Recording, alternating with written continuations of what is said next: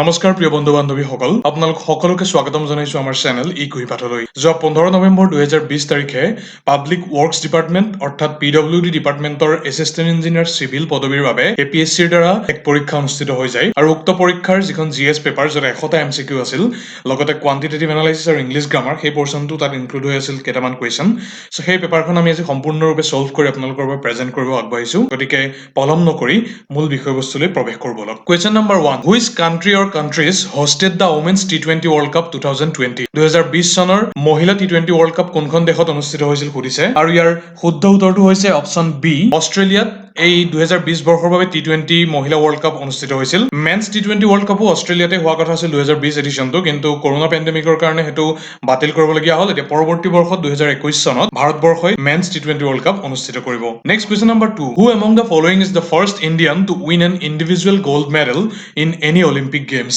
আৰু সহজ প্ৰশ্ন, প্ৰায় কমন প্ৰশ্ন, অভিনৱ বিন্দ্ৰা। তেওঁ হৈছে বৰ্তমানলৈকে একমাত্ৰ ব্যক্তিগত শাখাত সোণৰ পদক বিজেতা আৰু তেওঁ 2008 চনৰ বেইজিং অলিম্পিকত 10 মিটাৰ এয়াৰ ৰাইফল কেটেগৰীতে এই বিশেষ পুৰস্কাৰ লাভ কৰিবলৈ সক্ষম হৈছিল। Next question number 3, Sachin Tendulkar hit his 100th international cricket century against which among the following countries? আৰু শচীন তেণ্ডুলকাৰ তেওঁৰ 100 সংখ্যক যি শতক, সেই শতক বাংলাদেশৰ বিৰুদ্ধে 2012 চনত তেওঁ এছিয়া কাপৰ এখন খেলত অৰ্জন কৰিছিল। উল্লেখ্য সেইটো আছিল তেওঁৰ ওৱান ডে ইণ্টাৰনেশ্যনেলৰ হিচাপত 49th century. Next question number 4, চিৰ চেনেহী মোৰ ভাষা জননী, ইট ইজ এ পেট্ৰিয়টিক সং ৰিটন বাই হুম? এই বিশেষ গানটো অসম সাহিত্য সভাৰ ইতিহাসৰ লগত অত্যন্ত স্বৰ্ণীলভাৱে জড়িত। এই গানটোৱে হৈছে অসম সাহিত্য সভাৰ যি বাইনিয়েল সেশন হয় তাৰ অপেনিং বা বিগিনিং সং, আৰু এইটো কোনে লিখিছে? মিত্ৰদেৱ মহন্তই। Next question number 5, Harinder Pal Singha an Indian player belongs to which game? Harinder Pal Singha তেওঁ স্কোৱাছ খেলুৱৈ, ভাৰতবৰ্ষক প্ৰতিনিধিত্ব কৰিছে আন্তঃৰাষ্ট্ৰীয় পৰ্যায়ত। পৰৱৰ্তী প্ৰশ্ন, question number 6, who wrote the book Deolangkhui? সহজ প্ৰশ্ন, বিখ্যাত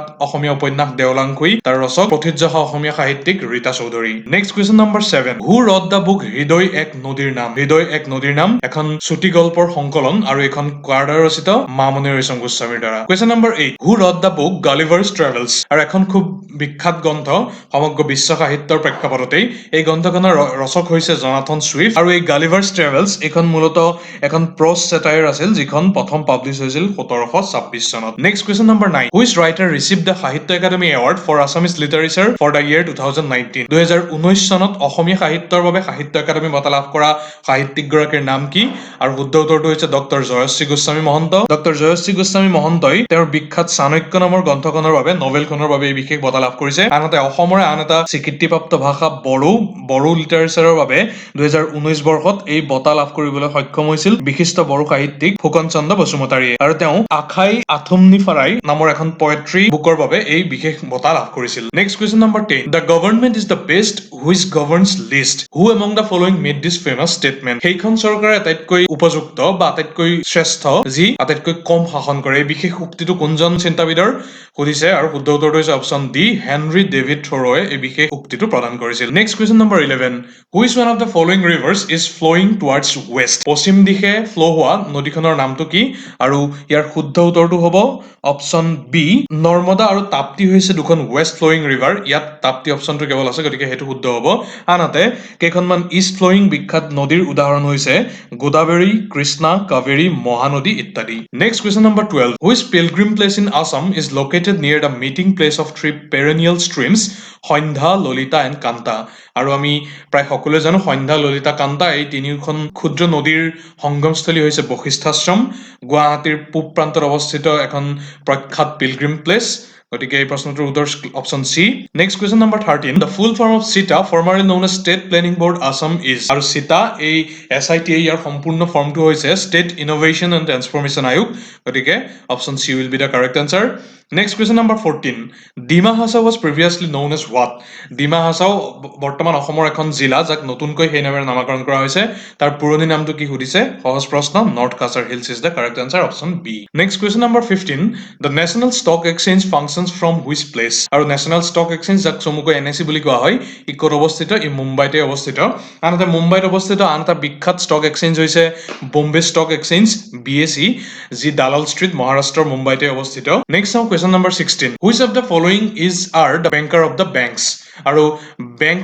বেংক বুলি কাক কোৱা হয় সহজ প্ৰশ্ন RBI এইটোৱে হৈছে ভাৰতবৰ্ষৰ চেন্ট্ৰেল বেংক আৰু RBI আন বেংকসমূহৰ কৰ্মপ্ৰণালীৰ নীতি নিৰ্ধাৰণ কৰে গতিকে RBI banker of the banks বুলি কোৱা হয় কোৱেশ্চন নম্বৰ 70 আন এটা কমন প্ৰশ্ন গুৱাহাটী টি অকচন চেণ্টাৰ কেতিয়া এষ্টাব্লিছ কৰা হৈছিল আৰু অপচন এ 1970 25 ছেপ্টেম্বৰত এই টি অকচন চেণ্টাৰটো এষ্টাব্লিছ কৰা হৈছিল গুৱাহাটীত question number 18 in which place of Assam is the paddy research centre located এতিয়া আমি এই ভিডিঅ'টোৰ পূৰ্বে যিটো ভিডিঅ' দিছিলোঁ ৰিচাৰ্চ এচিষ্টেণ্টৰ পাৰ্ট 3 যোৱা বৰ্ষৰ টাউন এণ্ড কাণ্ট্ৰি প্লেনিং সেই ডিপাৰ্টমেণ্টৰ বাবে অনুষ্ঠিত হোৱা তাতো এই প্ৰশ্নটো আহিছিল আৰু এই পেপাৰ মই লক্ষ্য কৰিছোঁ বহুতকেইটা প্ৰশ্ন উক্ত পেপাৰৰ পৰা কমন আহিছে গতিকে উক্ত ভিডিঅ'টো চাবলৈ অনুৰোধ থাকিল লিংক আমি ওপৰৰ আই বাটনটোত দি দিছোঁ গতিকে এই প্ৰশ্নটো কুৱেশ্যন নম্বৰ 18ৰ শুদ্ধ উত্তৰ হৈছে তিতাবৰ যোৰহাট জিলাৰ তিতাবৰত পেডি ৰিচাৰ্চ চেণ্টাৰটো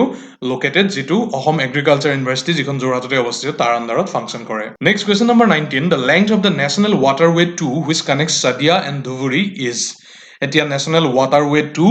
NW2 বুলি যাক কোৱা হয় এইটো হৈছে it is a section of Brahmaputra river আৰু ইয়াৰ দৈৰ্ঘ্য কিমান 891 কিলোমিটাৰ আৰু ই ধুবুৰীৰ পৰা শদিয়ালৈকে ই বিয়পি আছে গতিকে 891 option B will be the correct answer next question 20 Nagaland become the full fledged state in the year এটা নাগালেণ্ড প্ৰথমতে অসমৰ এখন অংশ আছিল আৰু কোন চনত অসমৰ পৰা পৃথক হৈ এখন নতুন ৰাজ্যলৈ পৰিণত হৈছিল সুধিছে আৰু শুদ্ধ উত্তৰটো হৈছে অপশ্যন এ 1963 চনত নাগালেণ্ডে অসমৰ পৰা পৃথক হৈছিল আৰু কোহিমাত তাৰ কেপিটেল তাৰ ৰাজধানী স্থাপন কৰা হৈছিল next question number 21 monsoon is a what এইটো এটা সিজনেল উইণ্ড গতিকে শুদ্ধ উত্তৰটো হ'ব option A next question 22 in which of the following states is the Chilka lake situated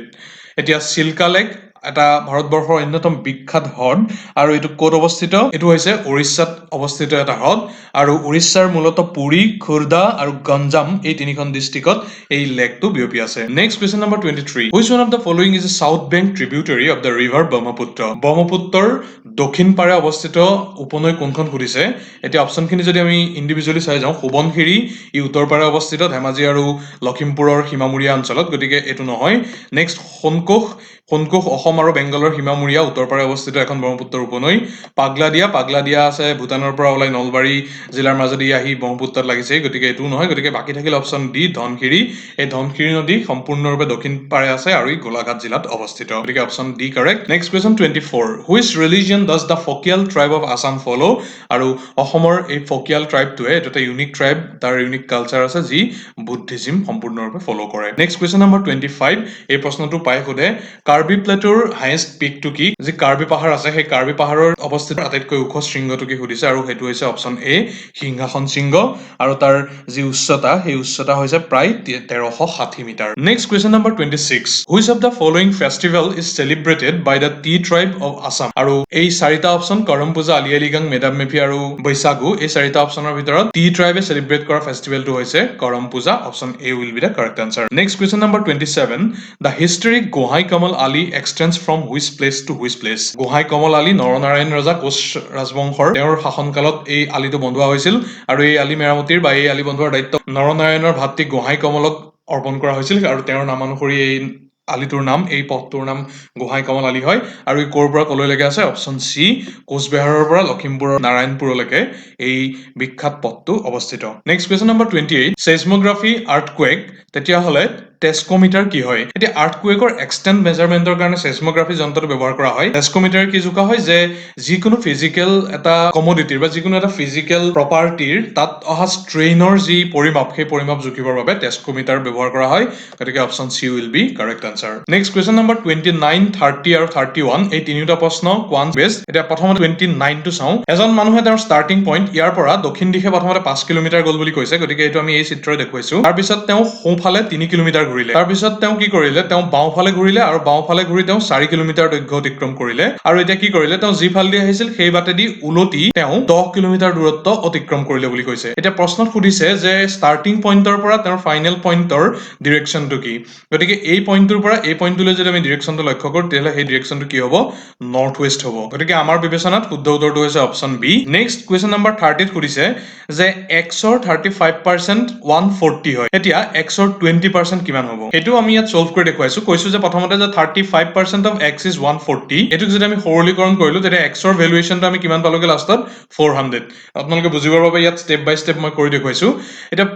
second পোৰশনটো খুদিছিলে যে 20% of x is what এটা x যেহেতু 400 অলৰেডি আমি কৈছিলো গতিকে এই স্টেপটোত আমি পোনপটীয়াভাৱে x ৰ মান 400 বহুৱালো আৰু তাৰ পৰা সলভ কৰি আমি লাষ্টত কি পালো 80 গতিকে ইয়াত উল্লেখিত অপচনসমূহৰ ভিতৰত option C will be the correct answer next question number 31 ত কৈছে যে ৰাজেশে ঘৰৰ পৰা স্কুললৈ 30 কিলোমিটাৰ পাৰ আৱাৰত প্ৰথমতে গ'ল তাৰ পৰা তেওঁ স্কুলৰ পৰা ঘৰলৈ উভতি আহিলে 40 কিলোমিটাৰ পাৰ আৱাৰত আৰু পুনৰ এবাৰ তেওঁ ঘৰৰ পৰা স্কুললৈ 60 কিলোমিটাৰ পাৰ আৱাৰত গতি কৰিলে আৰু গোটেই তিনিওটা যাত্ৰাপথ তেওঁ একেটা ৰাস্তাতে কৰিছিলে এতিয়া তেওঁ এন্টায়াৰ যেটো ট্ৰিপ সেই ট্ৰিপটোত কিলোমিটাৰ পাৰ আৱাৰৰ হিচাপত তেওঁৰ গতিবেগ কিমান উলিয়াব দিছে এটো আমি ইয়াত সলভ কৰি দেখুৱাইছো প্ৰথমে ধৰি লৈছো যে টোটেল স্কুলৰ পৰা ঘৰলৈ যেটো ডিসটেন্স এটো হৈছে x এটা তেওঁ ফাৰ্স্ট ট্ৰিপটোত ঘৰৰ পৰা স্কুললৈ গ'ল 30 কিলোমিটাৰ পাৰ আৱাৰত গতিকে 30 কিলোমিটাৰ যাবলৈ তেওঁ 60 মিনিট সময় ললে গতিকে x কিলোমিটাৰ যাবলৈ তেওঁ কিমান সময় লাগিব টুৱাইস x মিনিট লাগিব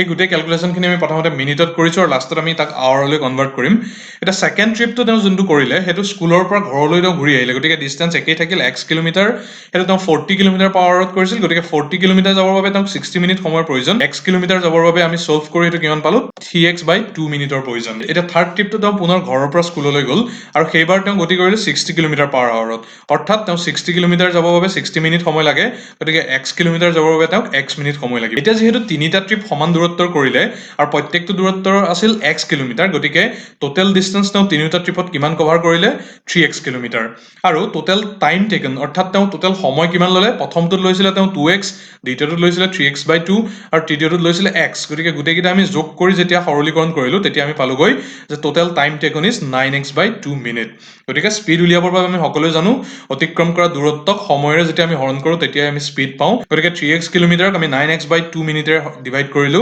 তেতিয়া আমি সৰলীকৰণ কৰাৰ পিছত পালোগে 6/9 কিলোমিটাৰ পাৰ মিনিট এই কিলোমিটাৰ পাৰ মিনিটক যেতিয়া আমি কিলোমিটাৰ পাৰ আৱাৰৰে পৰিৱৰ্তিত কৰিব যত্ন কৰিলো তেতিয়া ওপৰত 60 এটা মাল্টিপ্লাই হল আৰু তাক যেতিয়া আমি সৰলীকৰণ কৰিলো শেষত আমি ফাইনেল যেটো আনসাৰ হেতু পালোগে 40 কিলোমিটাৰ পাৰ আৱাৰ হেতু হৈছে আমাৰ অপচন সি গতিকে আমাৰ বিবেচনাত শুদ্ধ উত্তৰটো হ'ব option C next question number 32 in which district of Assam is the Pobitora wildlife sanctuary located আৰু সহজ প্ৰশ্ন পবিতৰা ওয়াইল্ড লাইফ স্যাংচুৰী ই অসমৰ মৰিগাঁও জিলাত অৱস্থিত next question number 34 the Dhola Sadiya bridge was inaugurated by the Prime Minister Narendra Modi on which date আৰু শুদ্ধ উত্তৰটো হৈছে 2017 চনৰ 26 মে তাৰিখে অৰ্থাৎ option C is the correct answer 2017 চনৰ 26 মে তাৰিখে নৰেন্দ্ৰ মোদী ডাঙৰীয়াই এই ভাৰতবৰ্ষৰ আটাইতকৈ দীৰ্ঘতম দূৰত্বৰ যি স্থলপথৰ দলং ধলা শদিয়া ব্ৰিজ ভূপেন হাজৰিকা সেতু নামেৰে জনাজাত তাক ইনঅগ্ৰেট কৰিছিল next question number 35 the Rajasthan canal Indira Gandhi canal বুলি যাক কোৱা হয় it draws its water from which of the following rivers green ৰিভলিউচনৰ সময়ৰ প্ৰধান ইনিচিয়েটিভ এই ইন্দিৰা গান্ধী কেনেল যিটোৰ জৰিয়তে কেনেল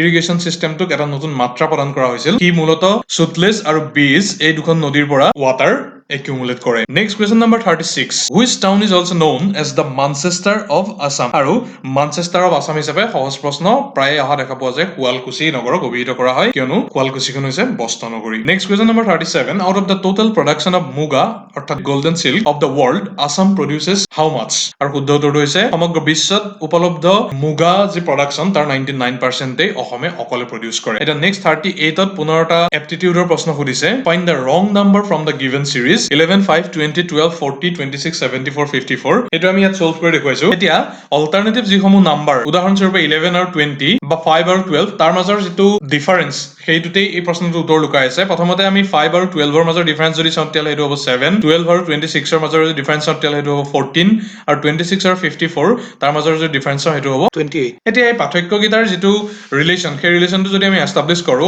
7 ৰ দুগুণ হৈছে 14 আৰু 14 ৰ দুগুণ হৈছে 28 গতিকে ইহঁতৰ মাজত এটা সম্পৰ্ক আছে এটা যদি আমি বাকিখিনি যি ৰৈ যোৱা অপচন সেইখিনি যদি আমি চাওঁ 11 আৰু 20 ইহঁতৰ মাজত ডিফাৰেন্স হৈছে 9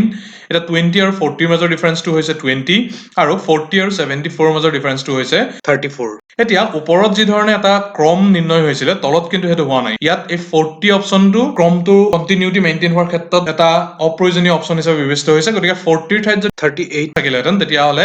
এই সমগ্ৰ ক্ৰমটো এটা কন্টিনিউটি মেইনটেইন হৈ থাকিলেহেঁতেন গতিকে আমাক যেটো অড ওৱান আউট কৰিব কৈছে গতিকে আমাৰ মতে এই 40 যেটো ডিজিট আছে এই ক্ৰমটোত সেই 40 টোৱে হ'ব অড ওৱান গতিকে শুদ্ধ উত্তৰ আমাৰ মতে হ'ব লাগে option D next question number 39 which region of India is known as the rice bowl এটা rice bowl মানে হৈছে আটাইতকৈ ৰাইচ প্ৰডাকচন প্ৰডাকশ্যন বেছিকৈ হোৱা যিসমূহ অংশ তাক ৰাইচ বাউল বুলি কোৱা হয় ভাৰতবৰ্ষৰ ৰাইচ বাউল হিচাপে মূলতঃ কাক অভিহিত কৰা হয় কৃষ্ণা গোদাবৰী যিটো ডেল্টা ৰিজিয়ন সেইটোক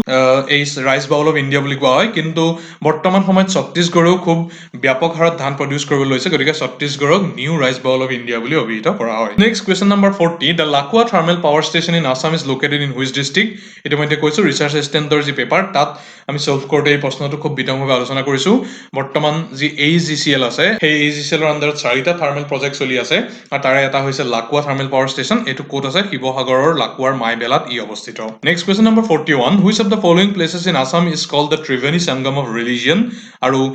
ধৰ্মৰ ত্ৰিবেণী সংগম হিচাপে হাজোক অভিহিত কৰা হয় কিয়নো হাজো হিন্দুইজম ইছলাম আৰু বুদ্ধিজম এই তিনিওটা ধৰ্মৰ উপাসকসকলৰ বাবে এক অত্যন্ত পীঠস্থান স্বৰূপ এটা ইংলিছ গ্ৰামাৰৰ 6টা প্ৰশ্ন আহিছে সেইকেইটা আমি সলভ কৰিব যত্ন কৰিম I gave him dash note for buying this book I gave him a 10 rupee note for buying the book অৰ্থাৎ এটা 10 টকীয়া নোট দিয়া হৈছে গতিকে আমাৰ মতে option C should be the correct answer next question number 43 fill in the blank with correct words dash is a dangerous thing আৰু এটো এটা খুব common phrase a little learning is a dangerous thing ইয়াত যেহেতু a little learning সেই অপচনটো ৰখা নাই a little knowledge is a dangerous thing বুলিও কিছু কিছু ক্ষেত্ৰত আমি উল্লেখ পাওঁ গতিকে আমি অপচন C টোকে শুদ্ধ বুলি কনসিডাৰ কৰিছো a little knowledge is a dangerous thing by little learning is a dangerous thing next question number 44 which one of the following sentences is correct this book is mine this book is mine this book is of mine this book is of myself আৰু এই চাৰিটা যি উল্লেখিত sentence সেই সেন্টেন্সৰ ভিতৰত correct সেন্টেন্সটো কোনটো হ'ব option B this book is mine next question number 45 which one of the following sentences is correct he plays good than I he plays better than me he plays more better than I he plays better than I আৰু ইয়াৰ option B যেটো আছে he plays better than me হেতু ইয়াত শুদ্ধ sentence ৰূপে বিবেচিত হ'ব next 46 pick up the right determiner to fill in the blank I want dash sugar আৰু এই dash টোৰ ঠাইত any some many must এটোৰ এই চাৰিটা অপচনৰ ভিতৰত শুদ্ধ অপচনটো হ'ব I want some sugar option B will be the correct answer question number 47 pick up the right preposition to fill in the blank he is confident dash success in the examination আৰু he is confident of success গতিকে option A should be the correct answer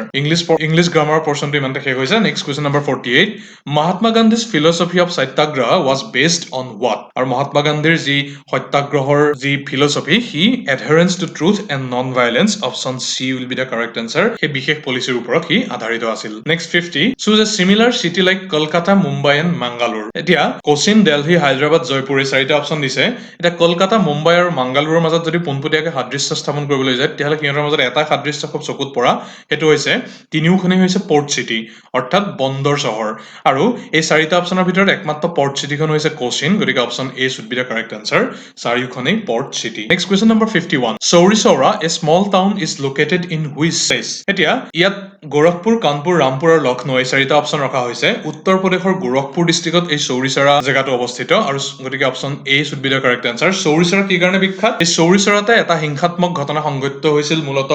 আন্দোলনকাৰী আৰু British প্ৰশাসকসকলৰ মাজত য'ত 23 গৰাকীকৈ British জোৱান মৃত্যুমুখত পৰিব লগা হৈছিল আন্দোলনকাৰীসকলৰ আক্ৰমণত আৰু অসহযোগ আন্দোলন চলি থকাৰ সময়তে এই ঘটনা সংঘটিত হৈছিল আৰু এই ঘটনাৰ পিছতে মহাত্মা গান্ধী 1922 চনত এই অসহযোগ আন্দোলন নন কোঅপাৰেচন মুভমেন্ট তেওঁ স্থিমিত কৰিছে বুলি ঘোষণা কৰিছিল নেক্সট কুৱেশ্যন নম্বৰ 52 চম্পাৰণ সত্যাগ্ৰহ এ ফাৰ্মাৰ্ছ আপৰাইজিং টুক প্লেচ ইন ইণ্ডিয়া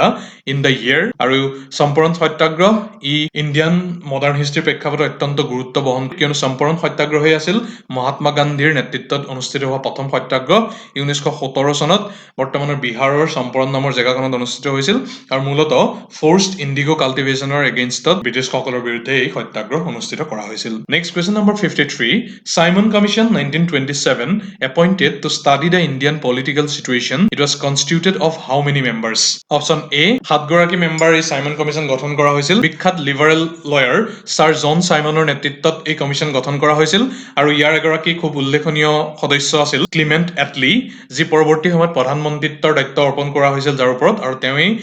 ইণ্ডিয়ান ইন্ডিপেন্ডেন্সৰ সময়ত ব্ৰিটিছ পিএম আছিল আৰু উল্লেখনীয়ভাৱে এই সাইমন কমিশন কি কাৰণে আহিছিল 1919 চনত যি মন্টেগু ক্লেমছ ফৰ ৰিফৰ্মেশ্যন ৰখা হৈছিল তাত এটা ঘোষণা ৰখা হৈছিল তাত এটা প্ৰভিজন ৰখা হৈছিল যে 10 বছৰৰ পিছত সেই কনষ্টিটিউচনেল কনষ্টিটিউচনেল ৰিফৰ্মেশ্যনখিনি অধ্যয়ন কৰিবৰ বাবে বা নতুন ৰিফৰ্মেশ্যন প্ৰদান কৰিবৰ বাবে ভাৰতবৰ্ষৰ ন্যায় ব্যৱস্থা বা শাসন ব্যৱস্থাত এখন কমিশ্যন ব্ৰিটিছে গঠন কৰিব আৰু সেই অনুসৰি 1927 চনত চাইমন কমিশ্যন ভাৰতবৰ্ষত আহি উপস্থিত হৈছিল কিন্তু উপস্থিত হৈ ভাৰতবৰ্ষৰ ইণ্ডিয়ান নেশ্যনেল কংগ্ৰেছকে মুখ্য কৰি বিভিন্ন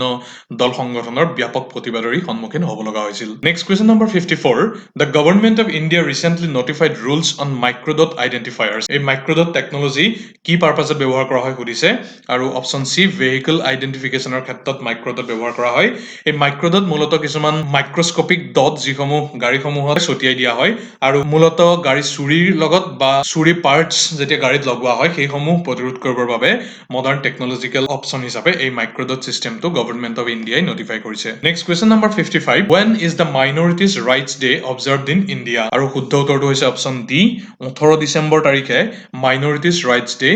সংখ্যালঘু অধিকাৰ দিৱস ই সেলিব্ৰেট ভাৰতবৰ্ষত কৰা হয় question number 56 the Jalsathi programme was launched by which state government of India আৰু শুদ্ধ উত্তৰটো হৈছে ভাৰতবৰ্ষৰ উৰিষ্যা চৰকাৰে কিছু পূৰ্বে জলসাথী এই বিশেষ প্ৰগ্ৰেমটো তেওঁলোকে ইনিচিয়েট কৰিছে এই বিশেষ স্কিমটো আৰু ইয়াৰ জৰিয়তে ছেফ ড্ৰিংকিং ৱাটাৰ যাতে প্ৰত্যেক হাউচহোল্ডত উপলব্ধ কৰাব পৰা হয় সেই লক্ষ্য স্থিৰ কৰি লোৱা হৈছে question number 57 who among the following has recently been appointed as the foreign secretary of India আৰু ভাৰতবৰ্ষৰ বৈদেশিক সচিব ৰূপে কিছুদিন পূৰ্বে হৰ্ষবৰ্ধন শৃংলাক নিয়োজিত কৰা হৈছে next question number 58 in 2019 the Lok Sabha has passed the Dash Constitutional Amendment Bill to provide reservation to the economically weaker section in the general category আৰু ইয়াৰ শুদ্ধ উত্তৰটো হৈছে 124th কিছুদিন পূৰ্বে আমাৰ এগৰাকী সদাশয় ভিউৱাৰেও তেওঁ কনফিউজন আমাৰ আগত প্ৰকাশ কৰিছিল যে কনষ্টিটিউচনেল এমেণ্ডমেণ্ট বিল আৰু কনষ্টিটিউচন এমেণ্ডমেণ্টৰ মাজত পাৰ্থক্য আছে এতিয়া এমেণ্ডমেণ্ট বিল সংসদত উত্থাপন কৰা হয় কিন্তু সেই এমেণ্ডমেণ্ট বিলখন যেতিয়া পাছ হয় তেতিয়াহে তাক এমেণ্ডমেণ্ট এক্টলৈ পৰিৱৰ্তিত কৰা হয় বৰ্তমানলৈকে 126খন কনষ্টিটিউচনেল এমেণ্ডমেণ্ট বিল ইন্ট্ৰডিউচ কৰা হৈছে কিন্তু বৰ্তমানলৈকে যি এমেণ্ডমেণ্ট সংগঠিত হৈছে ইণ্ডিয়ান কনষ্টিটিউচনৰ ক্ষেত্ৰত সি হৈছে 104 আৰু এই বিশেষ EWS ইকনমিক্যালি উইকাৰ সেকশন ৰিজাৰ্ভেশ্যন 10% যেটো ৰখা হৈছে এই নতুন সংশোধনীটো 124 সংখ্যক সংবিধান সংশোধনী বিলৰ জৰিয়তে ইন্ট্ৰডিউচ কৰা হৈছিল আৰু হেতু হৈছে 103 সংখ্যক সংবিধান সংশোধন SC/ST ৰ যে ৰিজাৰ্ভেশ্যন পৰৱৰ্তী 10 বছৰৰ বাবেও বঢ়াই দিয়াৰ যেটো সংশোধনী সেই সংশোধনীটো হৈছে 104 সংখ্যক কনষ্টিটিউচনেল এমেণ্ডমেণ্ট আৰু 126 সংখ্যক কনষ্টিটিউচনেল এমেণ্ডমেণ্ট বিলৰ জৰিয়তে তাক ইন্ট্ৰডিউচ কৰা হৈছিল next question number 59 the লিটাৰেচি rate of Assam according to 2011 census is আৰু প্ৰায় সুধিছে এই প্ৰশ্নটো 72.19% option A is the correct answer next Arunachal প্ৰদেশত ব্ৰহ্মপুত্ৰৰ যি অংশ সেই অংশক কি নামেৰে জনা যায় সেই অংশত ব্ৰহ্মপুত্ৰক কি নদী বুলি কয় সেইটো সুধিছে আৰু শুদ্ধ উত্তৰটো হৈছে চিয়াং নদী বুলি কোৱা হয় এই চংপু যেটো এই চংপু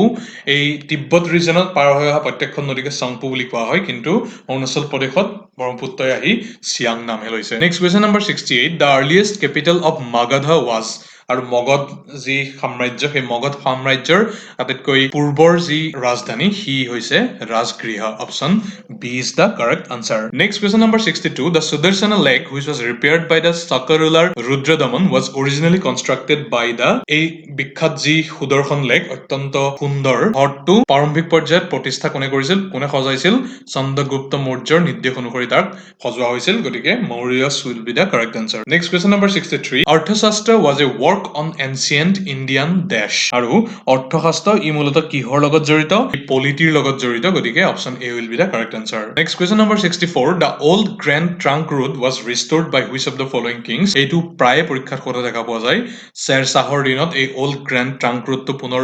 ইয়াক সজোৱা হৈছিল গতিকে option C will be the correct answer next question number 65 এইটো common a separate public works department in India was created by whom আৰু লৰ্ড ডেলহাউচিৰ শাসনকালত এটা পৃথক পাব্লিক ৱৰ্কছ ডিপাৰ্টমেণ্ট এষ্টাব্লিছ কৰা হৈছিল option D will be the correct answer next question number 66 who was the first women president of the Indian National Congress এইখিনিতে এটা confusing point আছে সেইটো হৈছে first women president of INC আৰু first Indian women president of INC এতিয়া প্ৰথম গৰাকী মহিলা প্ৰেচিডেণ্ট হৈছে Annie Besant option C will be the correct answer here কিন্তু যদি কয় যে প্ৰথম ভাৰতীয় মহিলা যি INCৰ প্ৰেচিডেণ্ট পদত অধিষ্ঠিত হৈছিল প্ৰথমবাৰৰ বাবে তেতিয়া কিন্তু হ'ব সৰোজিনী নাইডু এনি বেসাণ্টে 1917 চনত কলকাতা অধিৱেশনত সভাপতিত্ব কৰিছিল সৰোজিনী নাইডু 1925 চনত কানপুৰ অধিৱেশনত সভাপতিত্ব কৰিছিল আনহাতে ভাৰতবৰ্ষৰ স্বাধীনতা লাভ কৰাৰ পূৰ্বে আৰু মাত্ৰ এগৰাকী মহিলাহে আছিল যি কংগ্ৰেছ ষ্টেচনৰ প্ৰেচিডেণ্ট পদত অধিষ্ঠিত হৈছিল তেওঁৰ নাম হৈছে নীলি সেনগুপ্তা তেওঁ 1933 চনৰ কলকাতা অধিৱেশনত সভানেত্ৰী ৰূপে কাৰ্যনিৰ্বাহ কৰিছিল আৰু পৰৱৰ্তী সময়ত পোষ্ট ইণ্ডিপেণ্ডেন্স ইন্দিৰা গান্ধী আৰু সোনিয়া গান্ধী এই দুগৰাকী নাৰী এই ইণ্ডিয়ান নেশ্যনেল কংগ্ৰেছৰ সভানেতাৰ দায়িত্ব বহন কৰিছে। Next question number 67, who has taken over the charge of the managing director and the chairperson of the international monetary fund in October 2019? এই প্ৰশ্নটো পূৰ্বৰ ইকুইপাথৰ এটা MCQ চিৰিজত আমি আলোচনা কৰিছোঁ। এই প্ৰশ্নৰ শুদ্ধ উত্তৰ হৈছে বুলগেৰিয়ান ইকনমিষ্ট ক্ৰিষ্টেলিনা জৰ্জিভা। তেওঁ বৰ্তমান IMFৰ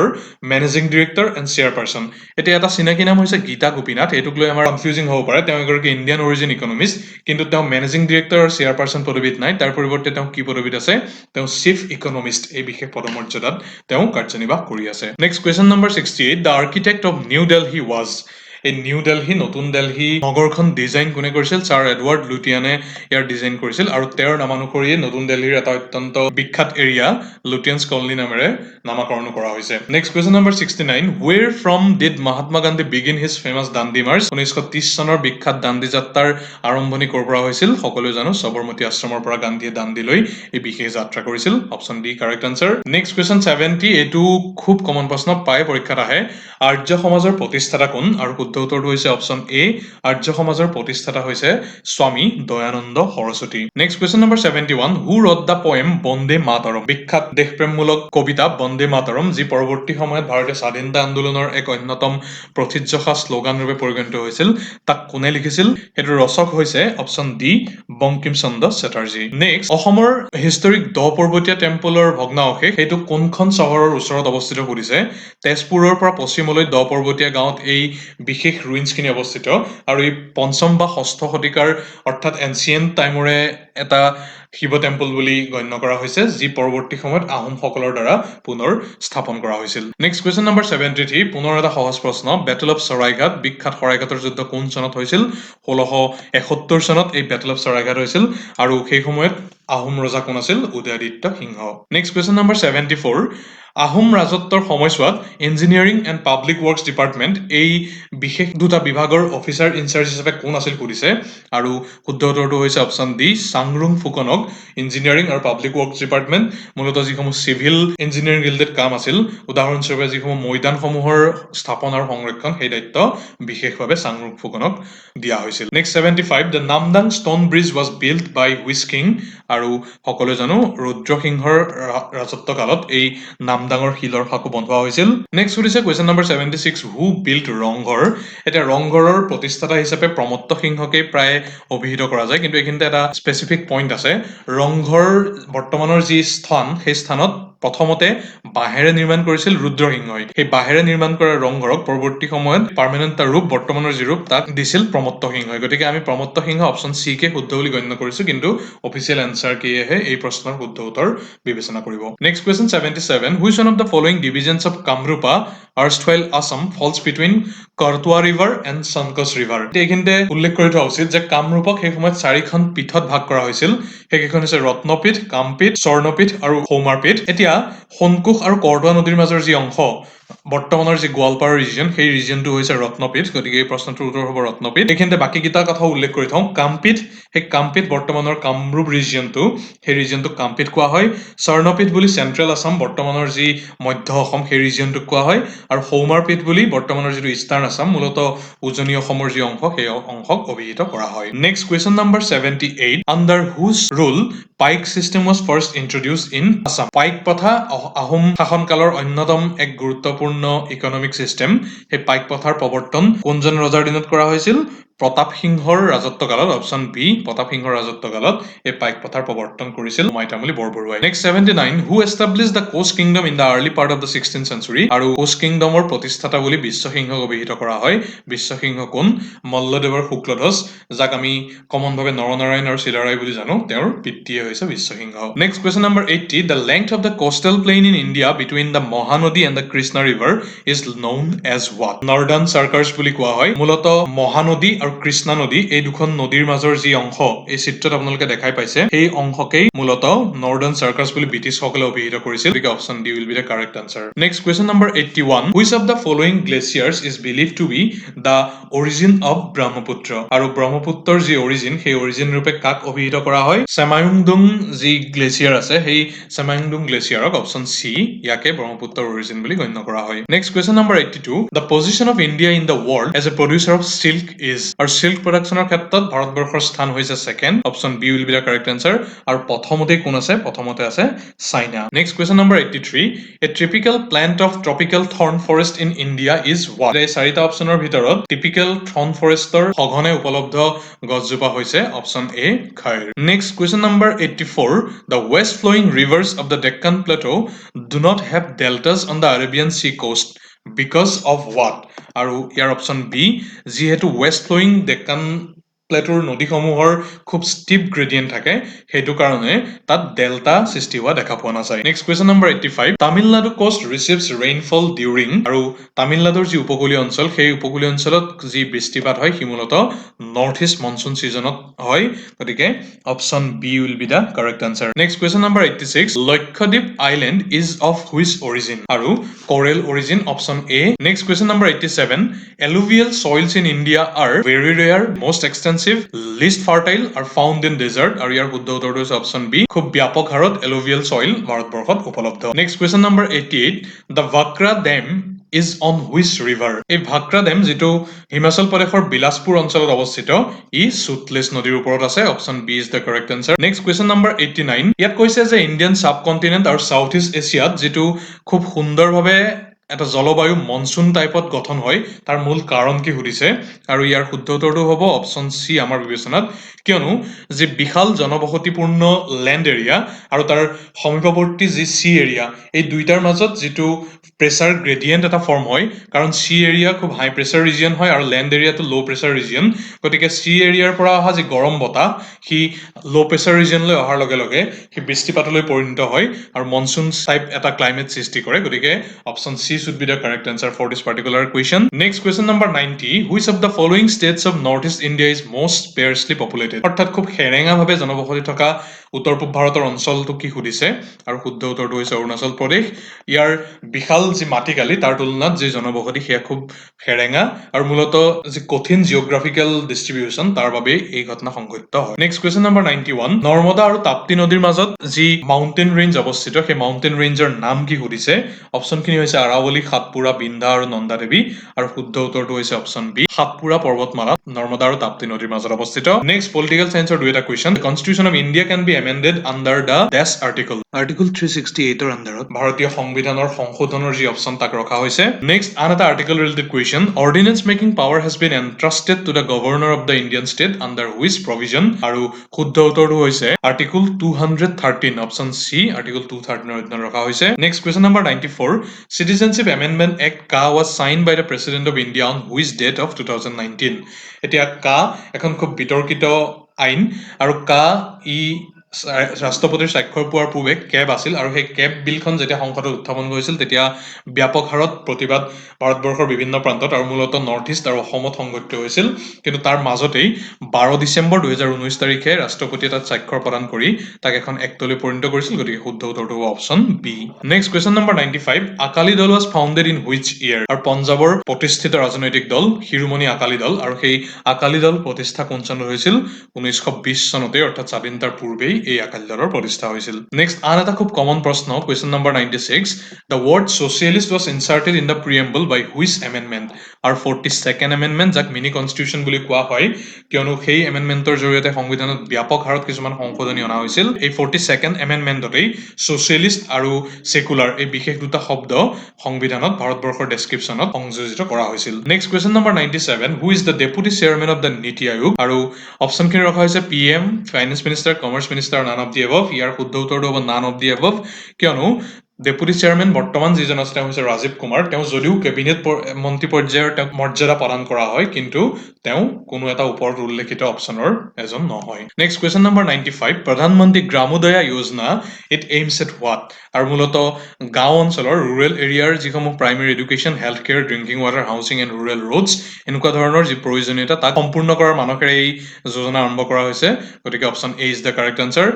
next, India has a plain holiday after what? এতিয়া প্লেন হলিডে মূলতঃ কি? ভাৰতবৰ্ষই স্বাধীনতাৰ পিছৰ পৰাই USSR আৰ্হিত 5 বছৰীয়া যিসমূহ অৰ্থনৈতিক পৰিকল্পনা 5 year প্লেনিং সেইসমূহ পালন কৰি আহিছিল, কিন্তু 1966 চনত বিশেষ কিছুমান কাৰণত 3 বছৰৰ বাবে 1969 চনলৈকে এই 5 year প্লেনিংটো কনষ্টিটিউট কৰিব পৰা হোৱা নাছিল। আৰু মূলতঃ ইয়াৰ বাবে দুটা ৰিজন দায়ী। প্ৰথমটো হৈছে 1965 চনত হোৱা ইণ্ডিয়া পাকিস্তান ৱাৰ, কিন্তু যদি সমীপৱৰ্তী কাৰণ হিচাপে বা ডাইৰেক্ট ৰিজন হিচাপে অভিহিত কৰিব লগা হয়, তেতিয়াহ'লে 1966 চনত যি ফেমাইন হৈছিল, যি ড্ৰাট হৈছিল, সেই হৈছে এই প্লেন হলিডে হোৱাৰ মূল কাৰণ। গতিকে যিহেতু এটা অপশ্যন আমি চুজ কৰিব লাগিব, গতিকে অপশ্যন বিক আমি শুদ্ধ উত্তৰৰূপে বিবেচিত কৰিম। আৰু কুৱেশ্যন নম্বৰ